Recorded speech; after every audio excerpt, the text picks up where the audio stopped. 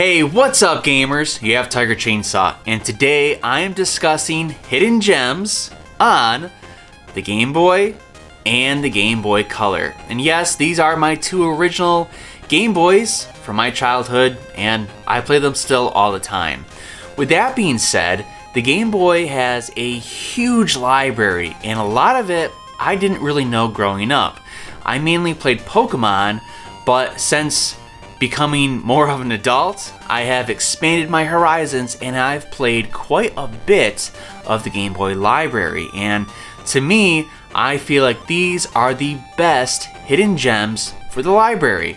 Now, you may be surprised to see some of the biggest franchises in video games is going to be on this list, but there are entries that I feel like don't get talked enough. People don't know if these games exist for these franchises, or they've just never played them and that they should.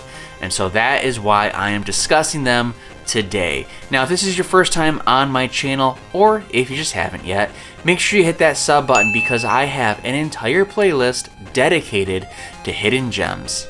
Alright, let's fire up both of my Game Boys and play some Game Boy hidden gems and discuss them. For my first pick of Game Boy hidden gems, this is actually the game that's in my Game Boy pocket right now. That's going to be Operation C. Operation C stands for Operation Contra. Yes, this is part of the Contra series, and I was a little bit nervous that the Game Boy version of Contra would be heavily toned down with the action and the speed, and thankfully I was very wrong. You'll get plenty of action on the screen, although probably not as overwhelming as the NES games, but all the sprites appear super clear, there's no screen tear or flickering. You'll play through 5 levels of action on your quest to take down the Black Viper, all while listening to a great soundtrack. Now, during my playthrough of Operation C, I picked up the spread shot weapon right away, multiplying my bullets by 3, and shortly after that I picked up a second upgrade that was the homing device, which made me pretty much unstoppable. Now, just because all of the action is shrunk down for the Game Boy doesn't mean that this is not a tough game. You will die a lot in Operation C, but it's a lot of fun. I think it's very fluid with the fast-paced action, and yes, there are boss fights just like any other Contra game. If you love Contra games on the NES or the Super Nintendo, I highly recommend you check out Operation C.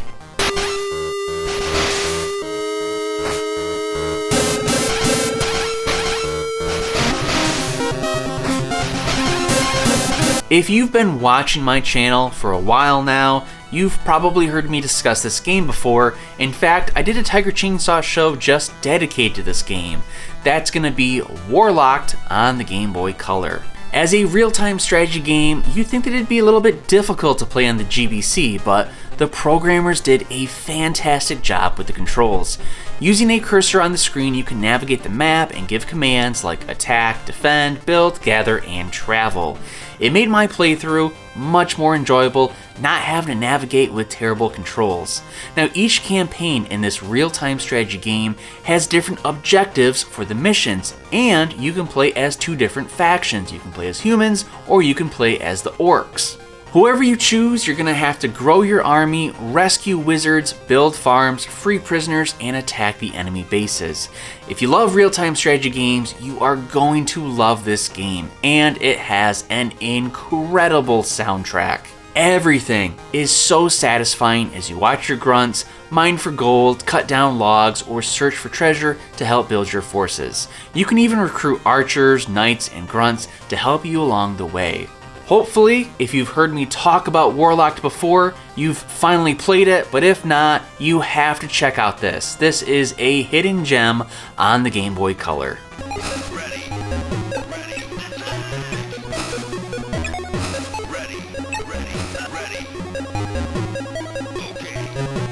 Now, as I mentioned, there are going to be some huge franchises on this list, but I feel like these truly are hidden gems because many people don't know about these games or they haven't played them, and so that's why I'm discussing them. And this next entry is Resident Evil Gaiden. Now the Game Boy Color limits what Resident Evil can be, but that doesn't mean that this isn't a good game, and it gives one of the best survival horror experiences on the Game Boy Color. Is it one of the weaker entries in the series?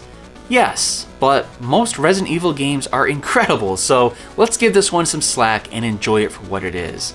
Taking place between the events of Resident Evil 2 and 3, you'll be investigating a cruise ship where it's rumored that a bioweapon from the Umbrella Corp is being hidden. Exploring the cruise ship, you'll be in an overhead view where I was pretty pleased with the controls of navigating and running around. One of the most impressive things is when you enter combat with zombies. The game switches to a first-person view with a moving cursor. Now this can be a little bit difficult as the cursor does move pretty fast, but I loved the idea of killing zombies this way. Overall, the graphics look great for the Game Boy Color, and if you're wanting to experience a Resident Evil game that nobody really talks about, check out Resident Evil Gaiden. It's a little rough around the edges, but technically, it's pretty impressive. Although this is not canon in the series, it's still worth a playthrough.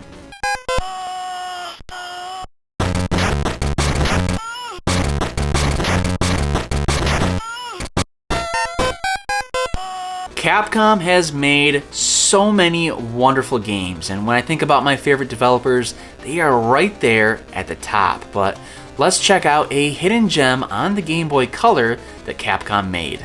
Ah yes, one of my favorite forgotten Capcom games. Want a Pokemon game that's not Pokemon?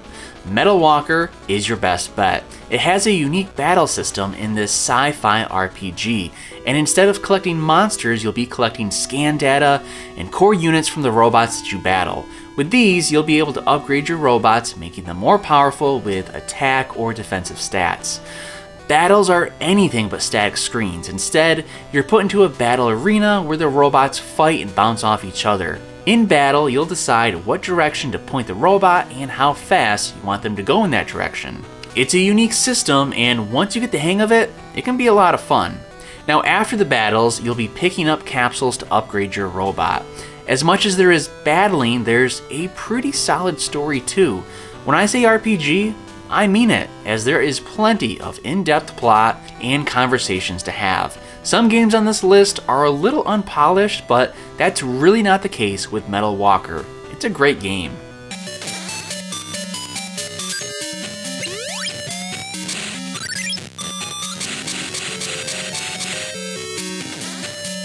Alright Sega Master System fans, this entry is just for you. If you love Choplifter like I do, you absolutely have to play the sequel, Choplifter II, on the Game Boy. Choplifter II ditches the side-scrolling screen and leaves the player to figure out the level for themselves. You can fly to the left or you can fly to the right, and sometimes you can even go down or up. Now you'll still be seeking out hostages, and you'll even go underground on numerous occasions.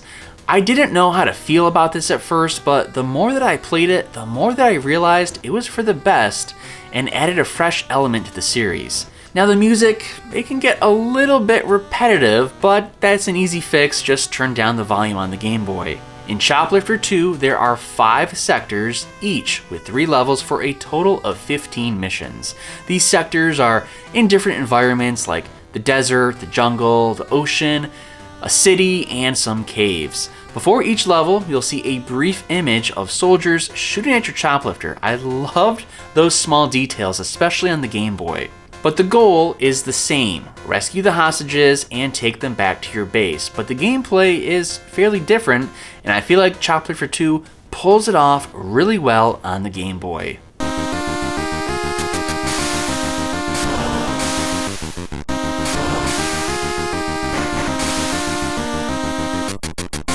The Game Boy had a ton of shoot 'em ups. There's so many for me to talk about and choose from, but let me find one that I feel like is pretty under the radar. This is going to be Aerostar. Aerostar, at its heart, is a vertical shooter where the player must avoid enemies, hazards, and of course bullets. Incorporated into the game is a new gimmick that I believe separated Aerostar from other shooters at the time. At the top of the screen is a power meter that shows your ability to jump and to hover. The entire game is based on keeping your ship on the narrow roads, but the roads are filled with enemies, potholes, and craters. You'll need to hover to fly over the gaps in the road, but you'll need to be careful because if the power meter runs out, your ship will come crashing back down. So you better hope that that road is cleared or that there's a road at all. There were times when I was playing this game that I just had to blindly jump off the ledge during my playthrough and pray that there was a road underneath me that I would find. Now if you die, you will restart right away, but you'll have the basic weapon that you start the game with instead of being powered up. Now there's no speed upgrades, so you don't need to worry about enemies zooming around you, and if you beat a level, you'll gain an extra life, which makes the game a little bit easier to beat. It's not a super challenging game, but it's a fun shoot 'em up for the Game Boy, and I love that power meter aspect.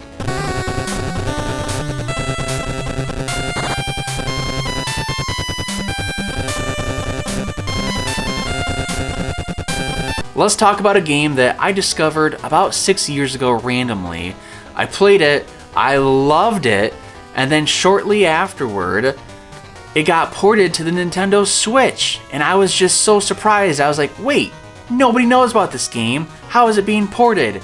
But since then, it's kind of become a hit, so you may have heard of it. That's going to be Return of the Ninja.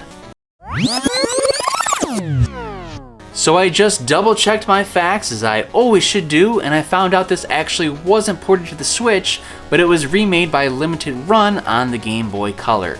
Either way, it has a lot more publicity than it did back then.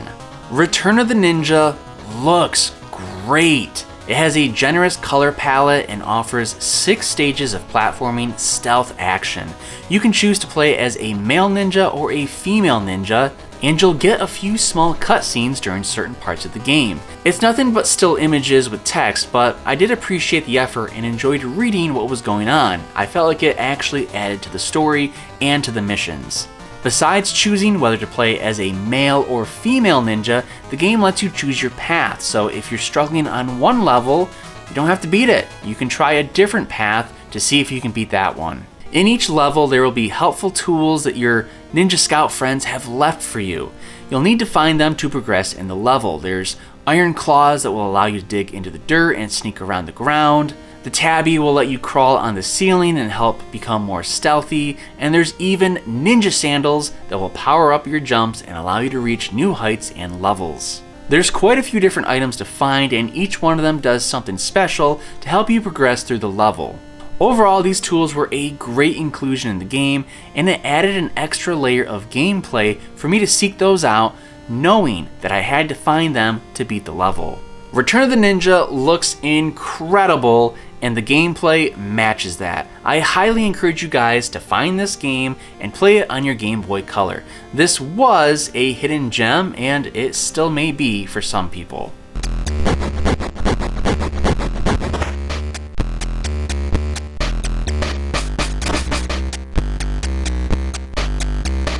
Alright game collectors, this one is just for you. As you can see, I got a lot of games, so I can't always sink time into 80-hour adventures.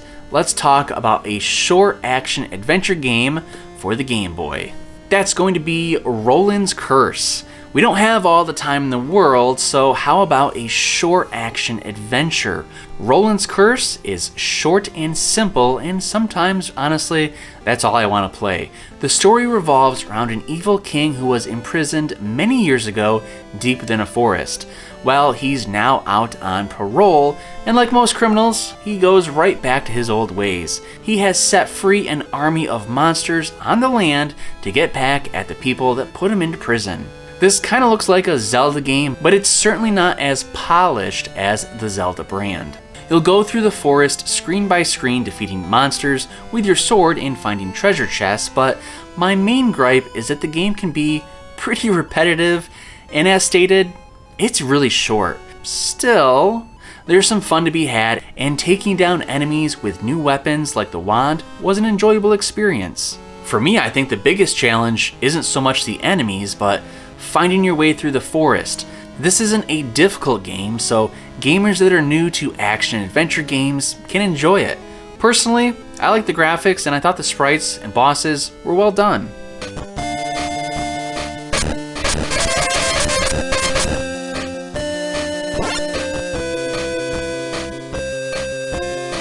Alright, I have 2 selections left for my Game Boy Hidden Gems, and they are both from huge franchises, but this one you may not have heard of even though it is associated with a certain popular franchise.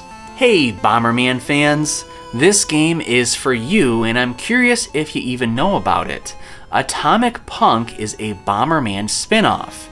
In Atomic Punk there are 2 modes to try out. Mode B doesn't veer too far off from the Bomberman formula. You'll be running around through the mazes, placing bombs down and avoiding enemies and blowing them up as you navigate the passageways. You'll need to blow up all the bad guys before finding the hidden door. Now in Mode A, the game gets really fun as you progress through 8 different worlds, all with sub-levels and different environment hazards. Like in the wind world, the wind will blow in different directions while you're in the maze and change how fast you walk, so it kind of adds an extra element of difficulty. I loved all the environment hazards and I really thought that was clever. Now you'll also be able to buy power-ups from the gold that you collect in the levels. There's a lot to like with Atomic Punk. Bomberman fans will love this game. It's simple and the graphics are nothing special, but it boils down to fun. And Atomic Punk has a lot of that.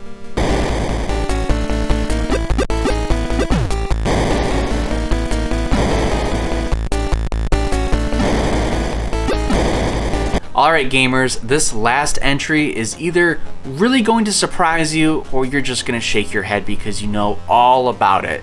But if you know, you know.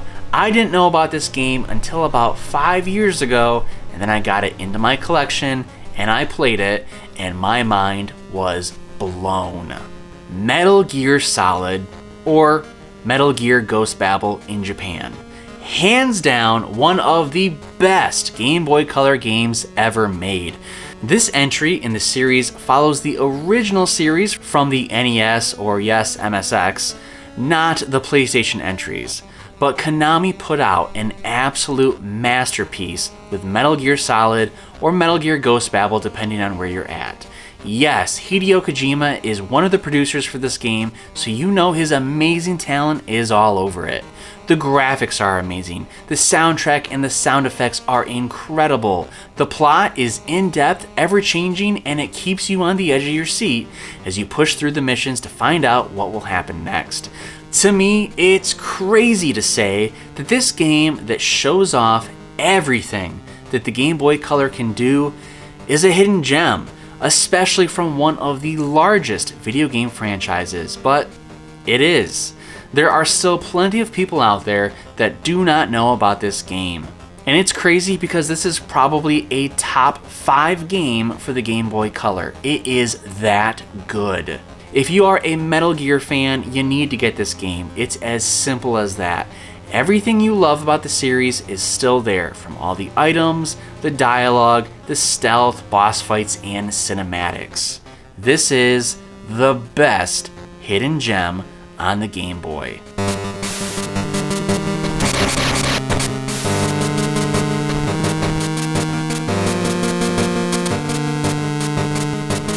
So there's my list of Game Boy hidden gems. Which of them have you played, or which of them are you hearing for the first time?